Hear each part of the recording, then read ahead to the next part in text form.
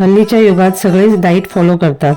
आज recipe bye मनीषामध्ये तुमच्यापर्यंत घेऊन आले आहे हेल्दी कटलेट। यासाठी मी मोड आलेले हिरवे मूग घेऊन त्यामध्ये जिरे, आलं, मिरची भरड ग्राइंड करून घेतले। नंतर दुधी भोपळा, गाजर, बीट किसून घेतले।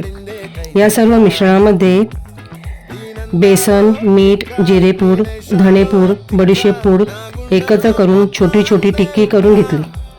200 डिग्रीवर 2 मिनिटं एअर फ्रायर गरम करून 200 डिग्रीवर 15 मिनिटे टिक्की कमी तेलामध्ये ब्रशने तेल लावून टिक्की फ्राय करण्यासाठी ठेवले।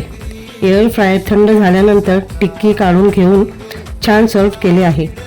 तुमच्याकडे एअर फ्रायर नसेल तर तुम्ही फ्राय पॅनवर देखील शेलो फ्राय करू शकता।